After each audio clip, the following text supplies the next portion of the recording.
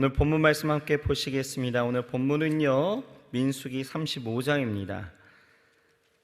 민수기 35장 1절부터 34절까지 함께 교독할 거고요. 마지막 절은 같이 읽도록 하겠습니다. 35장 1절 제가 먼저 읽습니다.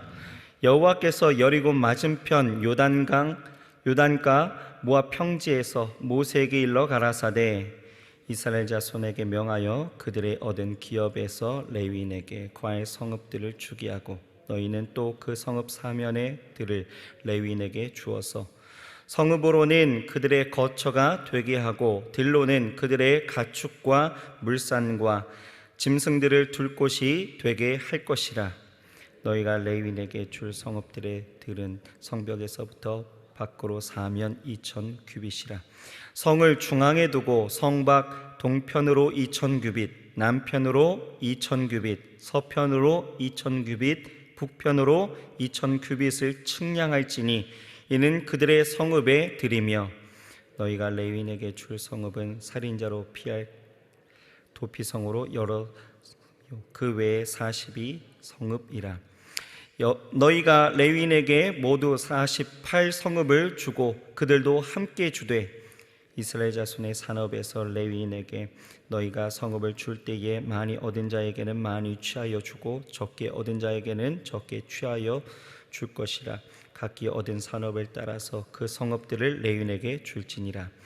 여호와께서 또 모세에게 일러 가라사대 이스라엘 자손에게 말하여 그들에게 이르라. 너희가 요단을 건너 가나안 땅에 들어가거든 너희를 위하여 성읍을 도피성으로 정하여 그릇 살인한 자로 그리로 피하게 하라.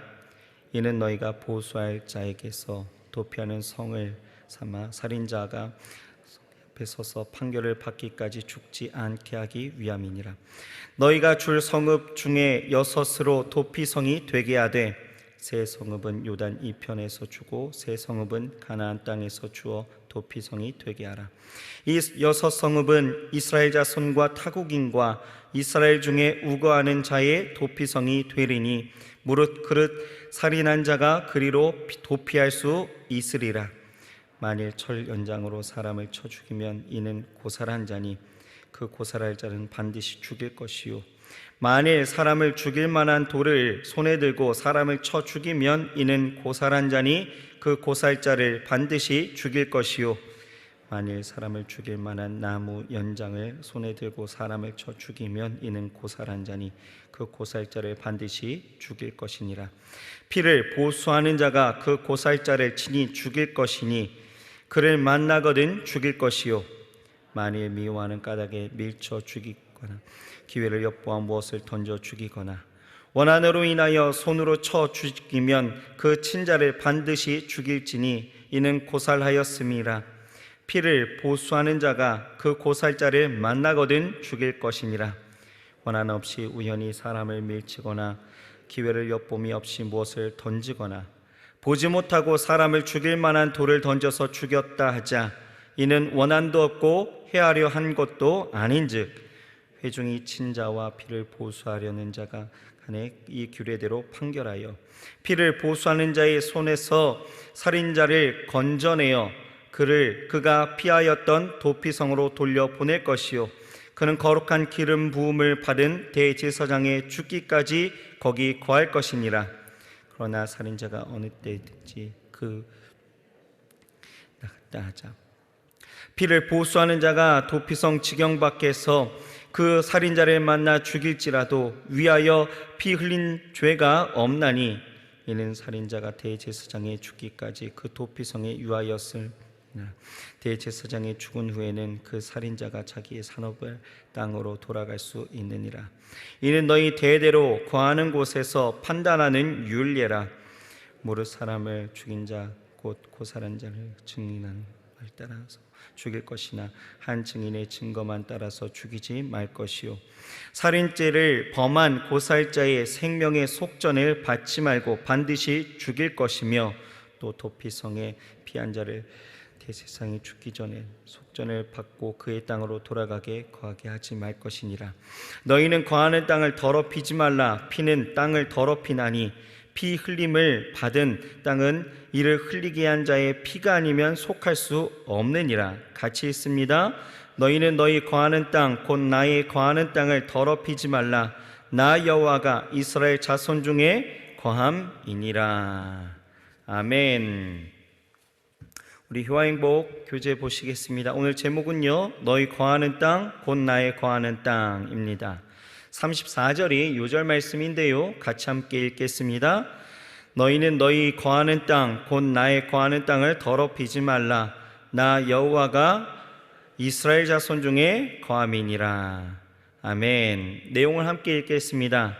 앞장에서 요단 서편의 토지 분배에 관하여 말할 때에 레위인들에게는 특별한 해당 사항이 없었다.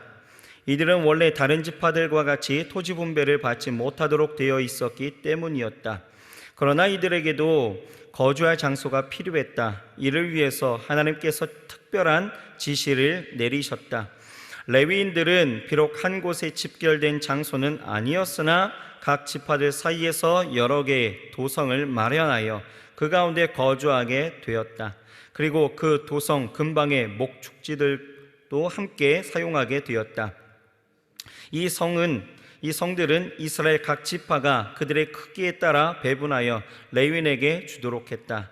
레위인의 도성 중에 6개는 도피성으로 불렸다. 이것을 요단 동편과 요단 서편에 각각 3개씩 마련하도록 했다. 그래서 부지 중에 사람을 죽인 자는 도피성에 도망할 수 있었다. 그러나 의도적으로 살인을 저지른 자는 이 도피성을 남용할 수 있기 때문에 회중 앞에서 재판 판결을 행해져야 했다.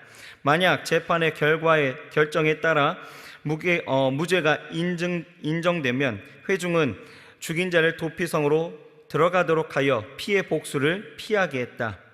하나님의 공의는 모든 죄인은 죽어야 한다고 규정했다. 그래서 사단은 범죄한 영혼은 자기 것이라고 주장한다.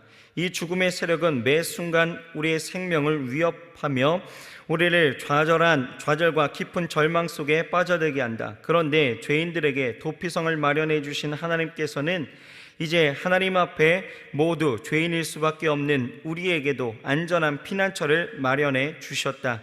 그것은 바로 우리 주 예수 그리스도시다. 예수 그리스도 안에 있는 자는 영원히 안전하다. 아멘. 오늘 우리는 민수기 35장을 보고 있습니다. 이 35장을 통해서 하나님이 주시고자 하는 교훈은 무엇일까? 우리가 생각해 본다라면, 첫째는 우리는 특별한 일을 위해 구별된 영적인 레위인이다, 이렇게 말할 수 있는 것입니다. 우리는 특별한 일을 위해서 구별된 영적인 레위인이다. 본문을 보게 되어지면 요단 서편 땅을 분배할 때에 하나님께서는 모세에게 이스라엘 백성들로 하여금 그들이 가나안 땅에서 얻을 기업 중에서 레위인들이 거할 그 성읍을 마련하도록 지시를 내리십니다.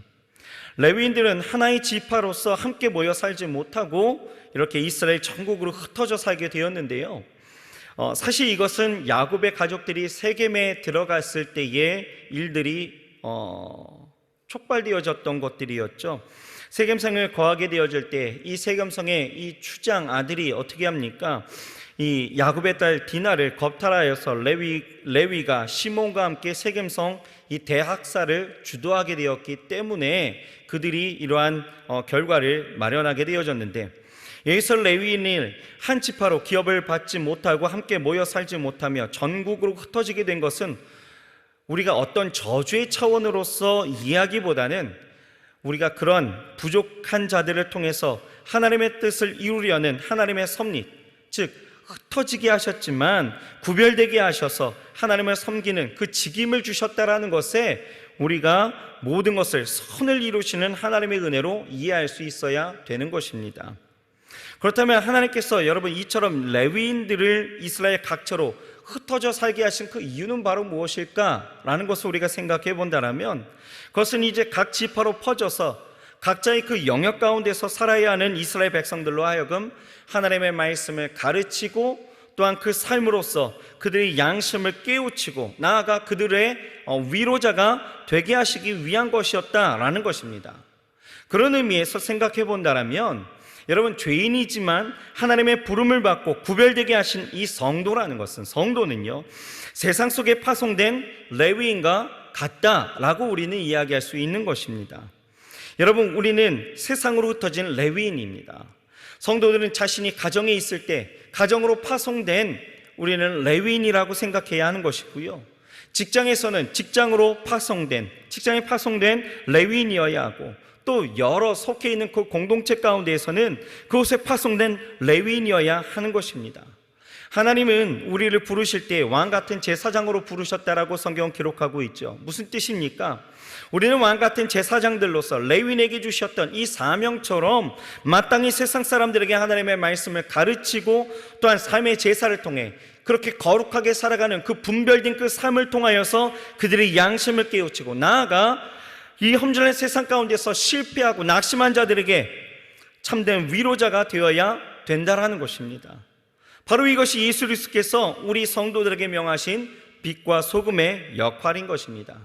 그런데 보세요, 오늘날 많은 성도들이 그렇게 살아가고 있습니까? 그렇지는 않다라는 거죠. 하나님이 세우신 제사장으로서 마땅히 감당해야만 하는 이와 같은 역할을 망각하고 있다라는 것입니다. 그 이유가 무엇입니까? 그 이유가 바로 성도들 각자가 하나님 나라를 위해서 파송된 레위인이라는 이 의식을 갖지 못함으로써 이 자신의 삶의 자리에서 주위 사람들에게 하나님의 말씀을 가르치고 전파하며 말씀대로 살도록 이끄는 임무를 다하지 못하고 오히려 끌려다녔기 때문이다라는 거예요.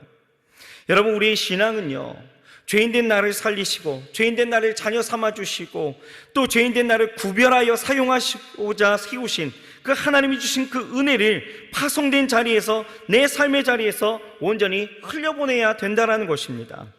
그 은혜를 내 안에서만 간직하고 있고 머물게 하는 신앙, 그런 은혜는 여러분 반드시 썩게 되어져 있다는 것이죠. 우리는 세상에 대하여 빛과 소금이 되어야 하지, 내 안에 있는, 또는 성도들 간에 빛과 소금이 되어서는 안 된다는 거예요. 예수는 분명하게 말씀하고 있습니다. 마태복음 5장 13절에 너희는 세상의 소금이니 소금이 만일 그 맛을 잃으면 무엇으로 짜게 하리요? 후에는 아무 쓸데없어 다만 밖에 버리워 사람에게 밟힐 뿐이니라 라고 말씀하고 있죠. 여기서 중요한 건 바로 뭡니까? 너희는 세상의 소금이다라고 말씀하고 있는 거예요. 그러므로 여러분, 우리는 결코 이 세상에 대한 우리의 책임들을 망각해서는 안 된다라는 거예요. 흩어졌다라는 것이 우리에게 주안점이 아니라, 흩어지게 하셨지만 구별되게 하셔서 하나님의 그 거룩한 도구로서 쓰임받았다라는 것이 우리는 주안점을 가져야 되는 것이고요, 그리고 그렇게 죄인이지만 흩어지게 하셨고, 그렇게 흩어지게 하시면서 그곳에서 하나님의 직임을 감당하게 하신 것은 우리로 하여금 그와 같이 레위인과 같이 살아가도록 하는 그 표본을 우리에게 보여주셨다라는 것을 우리는 깨달아야 된다는 것이에요. 그러므로 우리는 우리의 삶의 자리에서 레위인과 같이 하나님이 나를 부르셨고 구별되게 하셨고 나에게 직임을 주셨어요. 파송된 자로 하나님의 말씀을 증거하고, 또한 하나님 안에서 우리의 삶의 그 거룩함을 통하여, 분별된 그 삶을 통하여서 저들을 깨우치고, 또 하나님 안에서 저들을 위로하게 하는 하나님의 그 말씀을 전한 자로서의 그 직임을 주셨다라는 것에 우리는 다시 한번 주안점을 두고 우리는 그렇게 살아가야 될 줄 믿습니다. 우리가 그 책임을 망각하게 되어지면요, 우리는 결코 하나님 안에서 착하고 충성된 종아라는 그 표현이 아닌 악하고 게으른 종이라는 그 책망과 심판을 면치 못하는 것입니다. 여러분 보세요. 지금 이 코로나라는 이 시기가 여러분 때로는 우리의 전도의 길을 막고 있다라고 생각하게 되어지죠. 정말 그렇습니까? 그렇게 생각할 수도 있겠죠. 하지만 우리가 놓치고 있는 것은요, 오히려 우리 스스로가 이 코로나를 핑계 삼고 있다라는 거예요.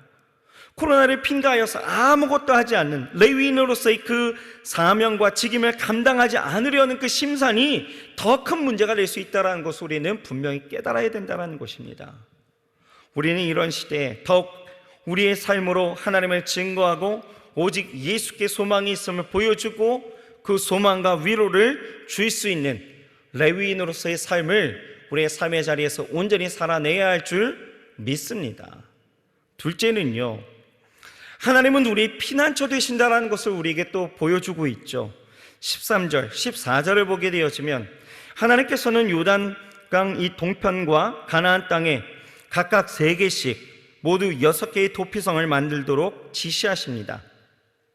이는 부지중에서 버린 이 살인자들을 위해서 어디서나 빨리 도망하여서 자신의 목숨을 다시 부지하고 피신하여서 그 목숨을 부지하도록 하기 위한 것이었죠. 실제로 당시 도피성은요, 어느 곳에서든지 반나절 정도면 도착할 수 있는 곳에 위치하였습니다.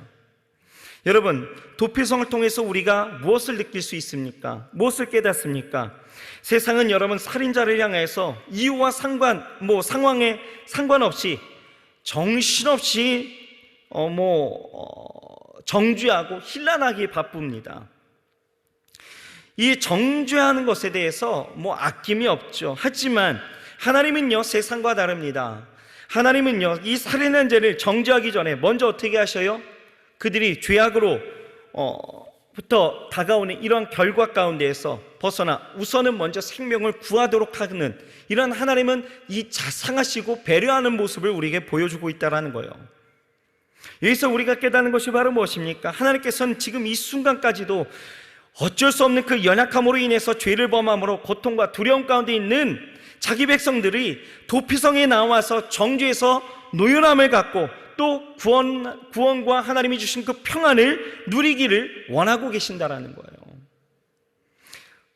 그런데 여러분, 더 큰 은혜가 또 뭔지 아십니까? 구약에서는요, 이 도피성을 향해서 다름질하는 것이 어느 정도라고? 반나절 정도 걸리게 되어졌죠. 그런데요, 이제는요, 반나절씩이나 걸려서 도피성을 찾아갈 필요가 없게 하셨다라는 거예요. 누구든지 범죄한 그 순간 하나님 앞에 무릎 꿇고 회개하며 자신의 모든 죄를 하나님 앞에 자복하며 나아가게 되어질 때에 하나님은요, 죄 사함을 우리에게 더하시고 그 무서운 죄의 그 심판 가운데에서 구원을 받도록 우리에게 하셨다라는 거예요. 그 은혜를 베푸시기 위해서 하나님이 어떤 일을 하셨나요? 독생자 예수님을 이 땅 가운데 보내주심으로 우리 안에 친히 도피성이 되어 주셨다라는 것이죠. 하나님이 친히 인간의 몸을 입고 오셔서 도피성이 되어 주셨다라는 거예요. 그분이 우리에게 하시는 말씀이 바로 무엇이었습니까? 수고하고 무거운 짐진 자들아, 다 내게로 오라. 내가 너희를 쉬게 하리라 라고 말씀하고 있는 것이죠. 오늘 우리가 죄인이라고 여겨질 때에 여러분, 그것을 두려워하지 마시기 바랍니다. 우리의 도피성이 되어주시는 예수님이 우리와 함께 하시는 거예요. 그분에게 달려 나아가고 그분에게 우리가 기도하며 나아가면 우리의 삶에 언제든지 하나님이 주시는 그 구원의 은혜와 그리스도 주시는 은혜와 그 평강과 그 자유와 그 기쁨이 우리 안에 넘치게 되어질 줄 믿습니다. 그런데 여러분, 어떤 성도들은요, 죄를 짓고 나서 괴로워하면서도 하나님 앞에 나아가 회개하지 않아요. 그것은 스스로 더 큰 고통에 처하게 하는 어리석은 행동이 있죠. 하나님은 지금 자기 백성에게 죄를 정죄하기보다는 너 왜 그랬니? 그렇게 하시기보다는 어떻게 하면 한치라도 속히 그들의 죄의 고통 가운데에서 그 무거운 짐진 것들에 있어서 해방시킬 수 있을까라는 것에 더 관심을 갖고 계시다라는 것입니다. 그리고 그들이 속히 당신께 나와서 죄로부터 해방되어지고 구원 얻기를 기다리고 계신다라는 거예요. 그러므로 여러분, 아무리 무겁고 큰 죄를 지었다 해도 두려워하지 말고 우리는 하나님 앞에 나아가 회개해야 될 줄 믿습니다. 이것이 은혜다라는 거예요. 은혜. 그 은혜를 우리에게 그렇게 허락해 주셨습니다. 하나님은 여러분의 죄가 아무리 더럽고 눈과 그렇게 어려워도 하나님은 우리의 모든 죄 가운데 눈과 같이 깨끗해 하시고 또한 우리의 모든 어려운 삶을 다시 해방시켜 주시는 것입니다. 그리고 그 모든 것들을 하나님은요, 기억하시지 않으시는 거예요. 이사야서 43장 25절에 뭐라고 나와 있습니까? 나 곧 나는 나를 위하여 내 허물을 도말할지니 도말하는 자니 내 죄를 기억하지 아니하리라, 이렇게 말씀하고 있어요. 우리의 죄를 기억하시지 않는다라고 분명하게 말씀하고 있는 것입니다. 여러분, 오늘 이 시간 우리에게 주시는 이 말씀들을 우리는 깨닫고 하나님 안에서 첫째로 우리는 레위인의 그 직임을 잘 감당하면서 살아가야 될 줄 믿습니다. 난 저주받은 자야? 아니죠. 하나님이 그런 죄인을 구별하셔서 사용하신다는 것에 은혜가 있고, 나는 그러므로 나의 삶의 자리에서 레위인의 직분을 잘 감당하면 되는 거예요. 그리고 하나님은 우리의 친히 도피성 되어줬다는 것을 우리는 깨닫고 우리의 모든 죄 가운데 있었던 그 삶을 하나님 앞에 날마다 회개하고 그 안에서 하나님이 주신 은혜 그리고 하나님이 주시는 그 모든 자유와 평강을 그 기쁨을 마음껏 누리면서 살아가야 될 줄 믿습니다. 이 거룩한 삶을 통하여 하나님은 우리의 삶을 더욱더 복되고 아름답게 만드실 줄 믿습니다. 우리의 삶이 여전히 육체의 소욕을 쫓아서 성령의 소욕과 싸우는 그 현장 가운데서 날마다 지고 있으면 어떻게 하겠습니까? 질 수도 있어요. 괜찮습니다. 하지만 하나님 앞에 내가 나와 회개할 수 있느냐 없느냐에 대한 문제이기 때문에 날마다 하나님을 기억하셔서 주께 나와 회개할 수 있는, 그래서 하나님이 주신 그 은혜를 누릴 수 있는 저와 여러분들이 되어야 할 줄 믿습니다. 여러분 이 두 가지 기억하시고 날마다 믿음으로 승리하시고 주의 이름으로 축복합니다. 기도하겠습니다. 하나님 감사합니다. 오늘도 우리에게 귀한 날 허락하셔서 하나님 앞에 나와 민수기 35장을 우리가 함께 보며 하나님 주시는 그 깨달음을 다시 한번 알게 하시고 그 주시는 그 말씀을 통하여 삶을 결단하며 나아가게 하시니 감사합니다. 하나님 우리도 레위인입니다. 흩어졌지만 또 구별되게 하셨고 또 흩어졌지만 하나님은 그것을 저주로 삼지 아니하시고 우리 안에 다시 한번 회복시키셔 하나님의 거룩한 도구로 쓰임받게 하셨음을 우리는 봅니다. 하나님 우리도 우리의 삶 가운데 아버지 하나님이 우리를 회복시키시고 우리를 복되고 아름답게 사용하실 하나님을 기대하며 오늘도 일어섭니다. 우리의 삶의 자리에서 레위인처럼 쓰임받게도 하여 주옵시고 레위인처럼 아버지 하나님이 하나님의 말씀 가운데 서는 자들이 될 수 있도록 주께서 축복하여 주시옵소서. 또한 아버지 하나님 우리가 우리의 모든 죄 가운데 두려워하고 그것에 아버지 하나님이여 세상의 정죄에 의해 아버지 하나님이여 그 마음 어려워하며 살아가는 것들이 아니라 아버지 하나님 날마다 하나님 앞에 나와 우리의 도피성 되어 주시는 예수 그리스도 앞에 우리의 삶을 다시 한번 고백하며 자복하며 하나님 주시는 은혜와 평강을 마음껏 누리며 살아갈 수 있도록 주여 축복하여 주옵소서. 예수 그리스도의 피는 우리의 영원한 해방과 자유를 주셨다는 것을 우리는 깨닫게 하시고 그 보혈의 피를 의지하여 날마다 나아갈 수 있도록 주여 축복하여 주옵소서. 오늘도 해방된 날입니다. 오늘도 우리에게 주신 기쁨과 자유의 날입니다. 하나님이 주신 은혜의 날입니다. 오늘도 마음껏 하나님의 은혜를 누리며 살게도 하여 주옵소서. 예수님의 이름으로 감사하며 간절히 기도드렸사옵나이다. 아멘.